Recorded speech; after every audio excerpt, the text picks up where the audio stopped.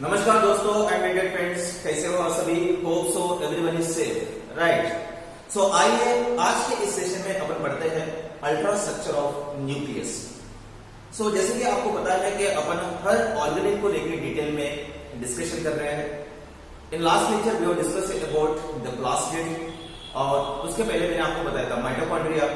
सो हर organelle को लेकर अपन उसके डिटेल में डिस्कशन कर रहे हैं। तो आज के इस सेशन में अगर आप देखोगे तो मैं आपको न्यूक्लियस के बारे में उसका डिटेल डिस्क्रिप्शन में आपको बताऊंगा। सो लेट्स से यहाँ पे क्या दिया है। So this is the structure of nucleus. तो न्यूक्लियस में अपने को क्या क्या पढ़ना है। न्यूक्लियस में अपने को पढ़ना है न्यूक्लियर मेम्ब्रेन। यहाँ पे अगर आप देखोगे न्यूक्लियस में अपने को पढ़ना है न्यूक्लियर एनवेलप। मतलब न्यूक्लियर एनवेलप दो मेम्ब्रेन से बनता है, अपर मेम्ब्रेन एंड लोअर मेम्ब्रेन। ये दोनों के बारे में अपन पढ़ेंगे। उसके साथ साथ में अपन पढ़ेंगे न्यूक्लियोप्लाज्म। अभी इस न्यूक्लियस के अंदर में कुछ फ्लूइड होता है। तो उस फ्लूइड को अपन ने न्यूक्लियोप्लाज्म कहा है या उसको अपन कहते हैं कार्योलिम्फ। कार्यो मतलब न्यूक्लियस, लिम्फ मतलब फ्लूइड। इस न्यूक्लियस के अंदर में जो फ्लूइड है उसको अपन न्यूक्लियोप्लाज्म भी कहते हैं। तो वो भी अपन देखेंगे कि न्यूक्लियोप्लाज्म में क्या क्या होता है। इसके बाद अपन देखेंगे न्यूक्लियोलस। अभी न्यूक्लियोलस जो है ये अगेन एक मेम्ब्रेनलेस ऑर्गेनेल होता है इसके अंदर में, जो कि एक स्मॉल डेंस बॉडी होता है। अभी इसका क्या फंक्शन है वो अपन वन बाय वन देखेंगे, राइट। तो starting with the ultra structure of nucleus. सबसे पहले न्यूक्लियस को किसने डिस्कवर किया है। Nucleus was first discovered by Robert brown इन 1831। जब वो ऑर्चिड ये प्लांट जब उनके रूट सेल की स्टडी कर रहे थे, उस रूट सेल में एक डिस्टिंक्ट उन्होंने एक डेंस बॉडी देखा है। उस डेंस बॉडी को उन्होंने न्यूक्लियस नाम दिया है।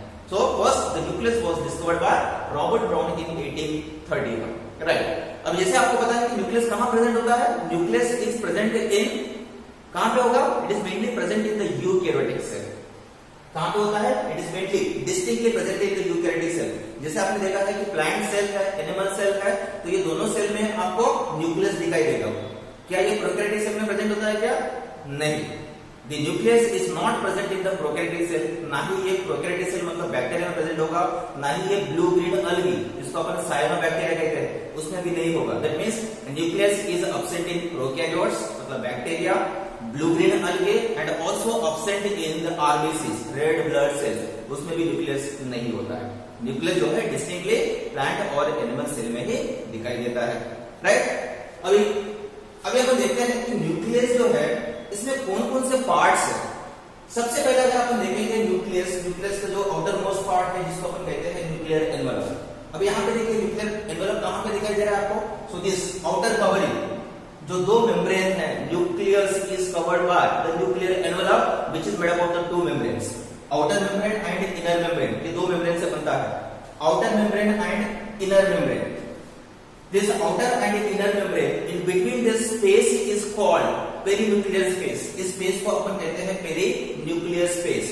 So यहाँ पे अगर आप देख रहे होंगे आउटर और इनर मेम्ब्रेन के बीच में कुछ स्पेस दिया है, तो स्पेस को अपन कहते हैं perinuclear space, राइट। अभी और एक चीज आपको देखना है कि ये जो न्यूक्लियर एनवेलप है, न्यूक्लियर एनवेलप, इस न्यूक्लियर एनवेलप के बीच में अगर आप देख रहे होंगे यहाँ पे कुछ स्मॉल ओपनिंग्स है। The small openings are called, क्या कहते हैं इनको। The small openings are called nuclear pore। तो ये स्मॉल ओपनिंग्स होते हैं in between the nuclear envelope. यहाँ पे कुछ स्मॉल ओपनिंग्स है जिसको अपन कहते हैं nuclear pore. And this nuclear pore is guarded by, it is covered और enclosed by a circular ring like structure. यहाँ पे भी कुछ ओपनिंग्स होती है और उस ओपनिंग को एक कवरिंग होता है जो सर्कुलर रिंग टाइप दिखाई देगा। तो सर्कुलर रिंग स्ट्रक्चर को अपन कहते हैं एन्युलाई। क्या कहते हैं इसको, annuli. So annuli is nothing but the covering of the small opening. So nuclear pore covering का जो गार्ड है, मतलब उसका जो कवरिंग है न्यूक्लियर पोर का, उस कवरिंग को अपन कहते हैं एन्युलाई, राइट। सो क्या पता मैंने, आउटर मेम्ब्रेन, इनर मेम्ब्रेन, दोनों मेम्ब्रेन के बीच के स्पेस को पेरीन्यूक्लियर स्पेस। इस मेम्ब्रेन में अगर आप देखोगे तो इंटरमीडिएट यहाँ पे कई सारे स्मॉल ओपनिंग्स है जिसको अपन न्यूक्लियर पोर कहते हैं। Now nuclear pore is guarded by और enclosed by a circular ring जिसको अपन कहते हैं एन्युलाई। जो ओपनिंग्स है ये ओपनिंग्स एक कवरिंग से जुड़ा होता है, उस कवरिंग को अपन क्या कहते हैं, एन्युलाई, राइट। तो ये हो गया आपका न्यूक्लियर एनवेलप के बारे में। अब एक न्यूक्लियर एनवेलप के साथ साथ में और एक चीज मैं आपको बताना चाहूंगा। यहाँ पे जो आउटर मेम्ब्रेन है, ये आउटर मेम्ब्रेन जो है ये एसोसिएट होगा रफ एंडोप्लाज्मिक रेटिकुलम, राइट। आपने देखा होगा जब सेल के यहाँ पे देखो, ये सेल है, ये न्यूक्लियस है, न्यूक्लियस के ऊपर में क्या है, endoplasmic reticulum. Now here is the rough endoplasmic reticulum, इसको अपन रफ एंडोप्लाज्मिक रेटिकुलम कहते हैं। क्यों? क्योंकि ये एंडोप्लाज्मिक रेटिकुलम एसोसिएट होता है राइबोसोम से। किससे एसोसिएट होता है? राइबोसोम से एसोसिएट होता है। लेकिन ये एंडोप्लाज्मिक रेटिकुलम कहां से राइज होता है? It from the nuclear envelope. So nuclear envelope का जो आउटर मेम्ब्रेन है वहां से ये एंडोप्लाज्मिक रेटिकुलम अराइज होता है, और इस एंडोप्लाज्मिक रेटिकुलम को अपन रफ एंडोप्लाज्मिक रेटिकुलम कहते हैं क्योंकि यहाँ पे राइबोसोम्स के साथ वो एसोसिएट होता है, right. This is one more point. And next point अगर आप देखोगे, इसमें आपको पढ़ना है न्यूक्लियोप्लाज्म के बारे में। What it is? Nucleoplasm. Now what is the nucleoplasm? आपको बताना है न्यूक्लियोप्लाज्म जस्ट लाइक साइटोप्लाज्म, जैसे ये सेल है, सेल के अंदर में ये जो पोर्शन है, यहाँ पे एक फ्लूइड होता है जिसका सेमी सॉलिड कंसिस्टेंसी होता है, जिसको अपन ने साइटोप्लाज्म कहा है। वैसे न्यूक्लियस के अंदर में भी यहाँ पे एक फ्लूइड होगा, इसको अपन कहते हैं nucleoplasm, right. Now what is the composition of nucleoplasm?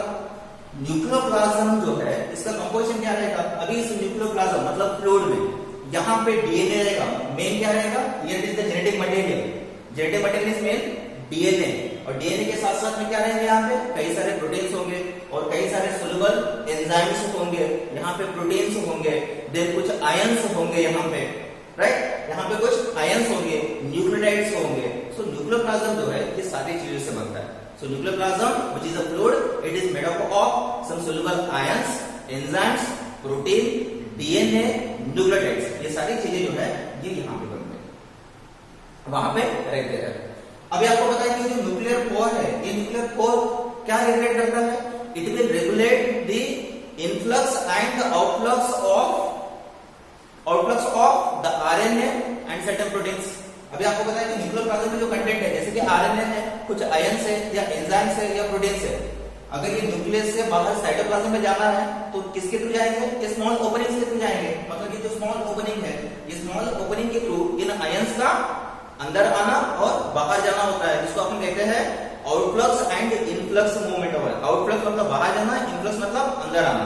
तो आयंस का जो फ्लो है, inward and outward flow, that is regulated by this nuclear pour, right. तो ये हो गया न्यूक्लियोप्लाज्म के बारे में। इस न्यूक्लियोप्लाज्म को अपन कार्योलिम्फ भी कहते हैं। कार्यो का मतलब क्या होता है बेटा? कार्यो का मतलब होता है न्यूक्लियस, लिम्फ मतलब होता है फ्लूइड। सो ये फ्लूइड है, जो भी फ्लूइड इस न्यूक्लियस के अंदर में है उसको अपन न्यूक्लियोप्लाज्म कहते हैं। इसका कंपोजिशन क्या है? इसमें डीएनए है, जेनेटिक मटेरियल डीएनए है, प्रोटीन्स है, उसमें न्यूक्लियोटाइड्स है, सोल्यूबल एंजाइम्स है और कई सारे सोल्यूबल आयंस भी है, और जिसका लेन देन मतलब न्यूक्लियोप्लाज्म से साइटोप्लाज्म अगर पहुंचाना है तो वो इस पोर के थ्रू होगा, जिसको अपन कहते हैं न्यूक्लियर पोर, राइट। ये हो गया न्यूक्लियोप्लाज्म के बारे में। Now the next is nucleolus. What is nucleolus?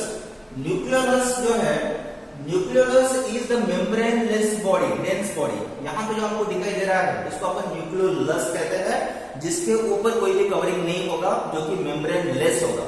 Membrane नहीं होगा तो उसको अपन क्या कहेंगे? Membraneless body. तो सबसे पहले न्यूक्लियोलस को फोंटाना, ये जो नामक साइंटिस्ट है फोंटाना, इन्होंने 1874 में न्यूक्लियोलस को डिस्कवर किया है, राइट, उसको रिकॉग्नाइज किया है 1874 में, राइट। तो मैंने अभी आपको बताया कि न्यूक्लियोलस क्या है? न्यूक्लियोलस मेम्ब्रेनलेस है। लेस मतलब इसके पास कोई भी कवरिंग या मेम्ब्रेन नहीं है। सो मेम्ब्रेनलेस स्फेरिकल बॉडी है, राइट। इसके बाद क्या बोला है कि न्यूक्लियोलस जो है इसके पास कौन कौन से कॉन्स्टिट्यूएंट्स है? न्यूक्लियोलस के पास आरएनए है, ये यू कैन सी, डीएनए है एंड प्रोटीन्स है। That means the nucleolus it is made up of RNA, DNA and proteins. इसके पास आरएनए भी है, प्रोटीन्स भी और डीएनए भी है।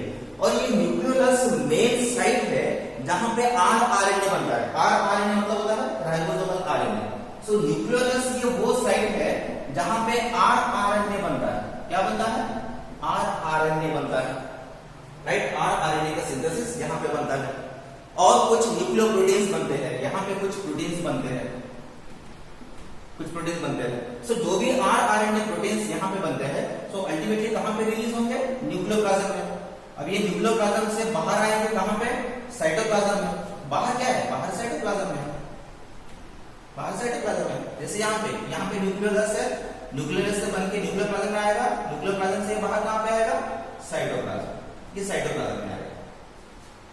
ये कहां पे आएगा, साइटोप्लाज्म में आएगा।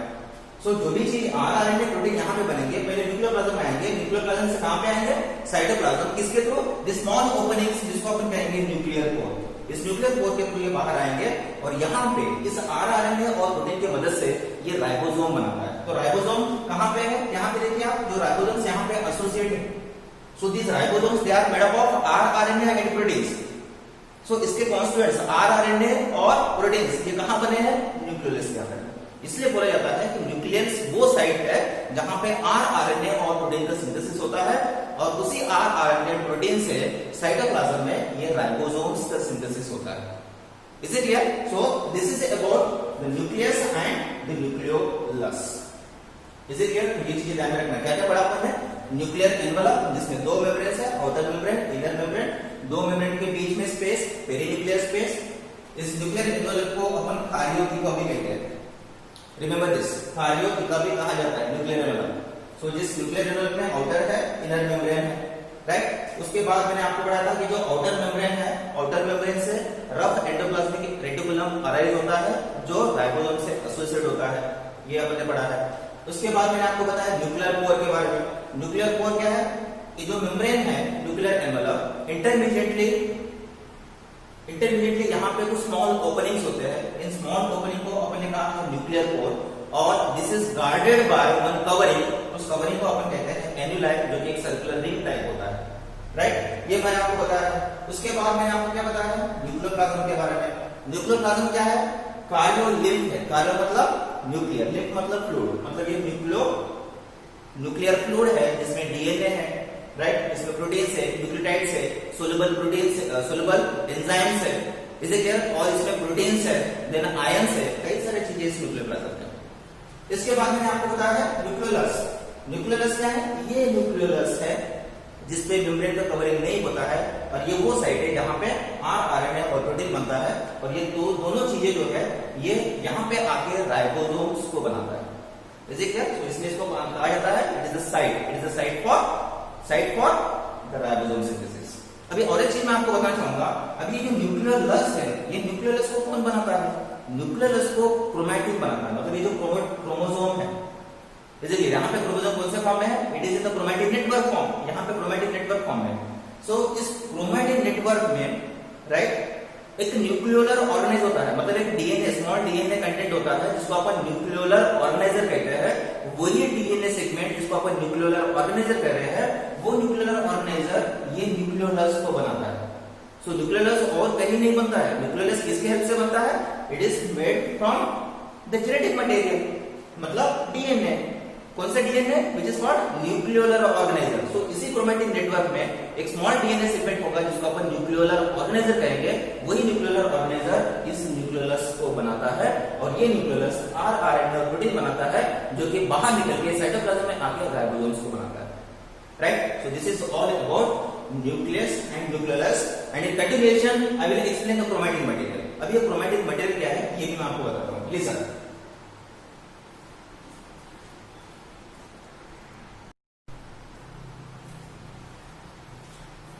So here is the chromatin network. So in continuation to the nucleus and nucleolus, here is the chromatin network. अभी chromatin network क्या है देखो, chromatin. In chromatin the word chroma मतलब होता है कलर्ड फाइबर। क्रोमा मतलब क्या होता है, क्रोमा मींस कलर्ड। सो क्रोमैटिन में जो क्रोमा वर्ड है ये कलर्ड फाइबर को इंडिकेट करता है। That means chromosomes when you will see और ऑब्जर्व अंडर इलेक्ट्रॉन माइक्रोस्कोप, ये चीज जो है ये आपको कुछ पर्टिकुलर कलर डाई में मिलेगी, राइट। सो देखते हैं कि ये कैसा है। क्रोमोसोम्स, इसके पास डीएनए है, प्रोटीन्स है और कुछ ट्रांसक्राइबिंग आरएनए है। दैट मींस यहाँ पे जो आपको जेनेटिक मटेरियल दिख रहा है जिसको अपन क्रोमैटिन कह रहे हैं, क्रोमैटिन के पास क्या क्या है, इसके पास डीएनए है, इसके पास ट्रांसक्राइबिंग आरएनए है। ट्रांसक्राइबिंग आरएनए मतलब इसके पास एमआरएनए है जो डीएनए से बनता है, डीएनए से एमआरएनए बनता है। इसे एमआरएनए को अपन कहते हैं ट्रांसक्राइबिंग एमआरएनए या ट्रांसक्राइबिंग आरएनए, जिसका ट्रांसक्रिप्शन होता है, राइट। तो इस क्रोमैटिन नेटवर्क में कुछ डीएनए कंटेंट है जिसका ट्रांसक्रिप्शन होकर एमआरएनए बनता है, और एमआरएनए का जब ट्रांसलेशन होता है प्रोटीन बनता है। सो ट्रांसक्राइबिंग आरएनए किसको कहते हैं? इस जेनेटिक मटेरियल में एक स्मॉल सेगमेंट है डीएनए का, जहां से वो एमआरएनए बनाएगा। क्या बनाएगा? एमआरएनए बनाएगा, और वो एमआरएनए से क्या बनेगा? प्रोटीन बनेगा। मतलब इसके पास वो जेनेटिक इंफॉर्मेशन होता है, राइट। इसलिए यहां पे क्या होता है? Chromatin it contains DNA, proteins and transcribing RNA, right. अभी इस प्रोटीन में कौन कौन से प्रोटीन्स जो है डीएनए जो प्रोटीन से एसोसिएट होता है, इसमें दो तरह के प्रोटीन्स होते हैं डीएनए के पास। एक होता है हिस्टोन और एक होता है non histone. What I am saying is DNA के पास दो तरह के प्रोटीन्स होते हैं, जो डीएनए दो तरह के प्रोटीन से एसोसिएट होता है। एक है हिस्टोन और दूसरा है नॉन हिस्टोन। अभी हिस्टोन कौन से अमीनो एसिड से बनता है? Histone it mainly contains lysine and arginine, ये दो अमीनो एसिड से हिस्टोन बनता है, राइट। लेकिन जैसे कि फॉर एग्जांपल कुछ सेल्स है, sperm is one of the cell. In this cell the histone is replaced with the protein called protamine. जैसे एक सेल है स्पर्म सेल में प्रोटीन मॉलिक्यूल हिस्टोन नहीं होगा, हिस्टोन के बदले में यहां पे क्या होगा? प्रोटामाइन होगा। This is exception and here you need to remember from the lead point of view, ये आपको ध्यान में रखना है। बेसिकली डीएनए किसके साथ में एसोसिएट होता है? हिस्टोन प्रोटीन के साथ में। लेकिन कुछ सेल्स है जैसे कि स्पर्म सेल्स है, यहाँ पे हिस्टोन के बदले में क्या रहता है? प्रोटोमाइन। तो यहाँ पे डीएनए जो है प्रोटोमाइन ये प्रोटीन के साथ में एसोसिएट होता है, राइट। यस, अभी ये जो क्रोमैटिन नेटवर्क है, ये क्रोमैटिन नेटवर्क, ये सेल जब ये सेल डिवीजन में एंटर होता है तो सेल डिवीजन के टाइम पे क्रोमैटिन नेटवर्क, ये जितना भी डीएनए थ्रेड आपको दिख रहा है, इसका क्या होगा? इसका कंडेंसेशन होता है, इसका कॉइलिंग होता है। मतलब ये क्या होगा? यहाँ पे ये जो थ्रेड है ये यहाँ पे गुनाड पे जाएगा, इसका कॉइलिंग होगा और एक स्मॉल बंडल टाइप बनेगा जिसको अपन कंडेंसेशन कहते हैं। तो ये जो खुली हुई थ्रेड जब इसको अपन बांधेंगे तो उसको अपन कहेंगे कॉइलिंग, सुपर कॉइलिंग, और जो पास में आएगा तो कंडेंसेशन होगा। तो कंडेंसेशन होने के बाद जो स्ट्रक्चर बनेगा उस स्ट्रक्चर को अपन कहते हैं क्रोमोसोम्स। क्या कहते हैं? Chromosomes. I am repeating, what I am repeating is ये सेल जब सेल डिवीजन में जाएगा तो ये न्यूक्लियस के अंदर में जो क्रोमैटिन नेटवर्क है, इस क्रोमैटिन नेटवर्क का कंडेंसेशन होता है। तो सबसे पहले ये जो थ्रेड दिख रहा है, ये थ्रेड का क्या होगा? यहाँ पे थ्रेड अपने आप जो है ये कॉइलिंग करेगा with the help of this protein, histone protein, इसका कॉइलिंग होगा। उसके बाद ये पूरा सिकुड़ जाएगा, इस तरह का एक स्मॉल बंडल बनाएगा जिसको अपन कहते हैं कंडेंसेशन। सो कंडेंसेशन के बाद ये जो खुली हुई फाइबर है, ये एक स्मॉल बंडल फॉर्म में लिखेगा, इसको अपन कहेंगे chromosomes. Is it clear? Then इस क्रोमोसोम को अगर आपको इलेक्ट्रॉन माइक्रोस्कोप के अंदर में अच्छे से अगर आपको देखना है तो क्रोमोसोम्स का आप कलरिंग कर सकते हो with the help of basic dye. कौन सा बेसिक डाई यूज करते हैं? एसिटोकार्बिन, ये एक डाई है जो कलर देता है इस क्रोमोसोम्स को। सो बेसिक डाई एसिटोकार्बिन और फ्यूएलजीन, एसिटोकार्बिन और फ्यूएलजीन ये दोनों बेसिक डाइस है। जब इस क्रोमोसोम्स में जब अपन ये डाई ऐड करेंगे और जब उस इलेक्ट्रॉन माइक्रोस्कोप में देखेंगे तो उसमें कलरिंग दिखेगा, क्रोमोसोम्स में कुछ कलरिंग दिखेंगे। अब ये जो कलरिंग है ये दो तरह के रीजन ऑक्युपाई होते हैं, क्योंकि इस क्रोमोसोम्स के पास दो तरह के रीजन है, one is euchromatin and second is heterochromatin. One is euchromatin and second is heterochromatin, ये दोनों तरह के रीजन अभी इस क्रोमोसोम्स के पास होते हैं। तो ये जो यूक्रोमैटिन और हेटेरोक्रोमैटिन है ये दो अलग अलग कलर्स में दिखाई देंगे। जब इस बेसिक डाई के साथ में आप इस क्रोमोसोम्स को कलर दोगे, जब उसको इलेक्ट्रॉन माइक्रोस्कोप में देखोगे तो ये जो यूक्रोमैटिन और हेटेरोक्रोमैटिन जो है ये माइक्रोस्कोप के अंदर में कुछ अलग अलग कलर्स में आपको दिखाई देंगे। अब ये यूक्रोमैटिन और हेटेरोक्रोमैटिन क्या है? Euchromatin is the segment of the chromatin network, और we can say here is the segment of the DNA, ये भी डीएनए का ही पार्ट है, और हेटेरोक्रोमैटिन भी डीएनए का ही पार्ट है। तो यूक्रोमैटिन क्या है? यूक्रोमैटिन के पास डीएनए कंटेंट ज्यादा होता है, ये आप ध्यान रखें। यूक्रोमैटिन के पास डीएनए कंटेंट ज्यादा होता है और ये एक्टिव फॉर्म में होता है जिसका ट्रांसक्रिप्शन कर सकते हैं। ट्रांसक्रिप्शन मतलब इसके पास जो भी डीएनए कंटेंट है उससे एमआरएनए बना सकते हैं और उस एमआरएनए से प्रोटीन बना सकते हैं। जबकि जो हेटेरोक्रोमैटिन है, हेटेरोक्रोमैटिन के पास डीएनए कम होता है जिसका अपन ट्रांसक्रिप्शन नहीं कर सकते। ट्रांसक्रिप्शन नहीं मतलब इसके पास जो डीएनए कंटेंट है उससे अपन एमआरएनए या प्रोटीन का सिंथेसिस नहीं कर सकते। द प्रोटीन सिंथेसिस किससे कर सकते हैं अपन? यूक्रोमैटिन। बट दोनों रीजन किसके पास है? क्रोमोसोम्स के पास। क्रोमोसोम कैसे बनता है? ये जो क्रोमैटिन नेटवर्क है जब इसका कॉइलिंग होगा और जब वो सिकुड़ जाएगा, जब उसका बंडल फॉर्म में एक स्मॉल छोटा सा कंडेंस स्ट्रक्चर बनेगा, उसको अपन कहते हैं क्रोमोसोम्स, राइट। तो क्रोमोसोम्स के अंदर में जो दो रीजन है, इस दो रीजन्स को अपन कलरिंग कर सकते हैं by means of the basic dye, जिसको अपन कहते हैं एसिडोकार्बन और फ्यूल जेल। तो इन दोनों बेसिक डाई के साथ में अपन ये दोनों रीजन्स को डिस्टिंक्ट कर सकते हैं या डिफरेंशिएट कर सकते हैं। समझ में आया? तो यूक्रोमेटिन के पास डीएनए कंटेंट ज्यादा है जो कि एक्टिव होता है, जिससे अपन एमआरएनए बना सकते हैं और इससे अपन प्रोटीन बना सकते हैं। बट हेटेरोक्रोमेटिन के पास डीएनए कंटेंट कम है और इसका ट्रांसक्रिप्शन नहीं होता है, मतलब ना ही इससे एमआरएनए बना सकते हैं ना ही अपन प्रोटीन बना सकते हैं। Right? So this is all about the chromatin matter. जैसे आपको और एक मैं आपको बताना चाहूंगा कि ह्यूमन बॉडी में, राइट, सेल के अंदर में कितने नंबर ऑफ क्रोमोसोम्स होते हैं normally human species? Normally the 46 number of chromosomes होते हैं। दिस 46 इज नंबर जिसको अपन कहेंगे 23 pairs of chromosomes. So the organisms mainly the human species, इसमें कितने नंबर ऑफ क्रोमोसोम्स होंगे? 46 पेयर्स में 23 pairs. So this much number of या pair of chromosomes are present in the human cell, right? So this is completely about the chromatin network या chromatin material, right? So hope so you guys enjoyed this session. इसमें अपने क्या पढ़ा बेटा? इसमें nucleus, nucleus और chromatin network के बारे में अपन ने completely देखा है, right? So thank you very much. This is all about today's session. Thank you very much.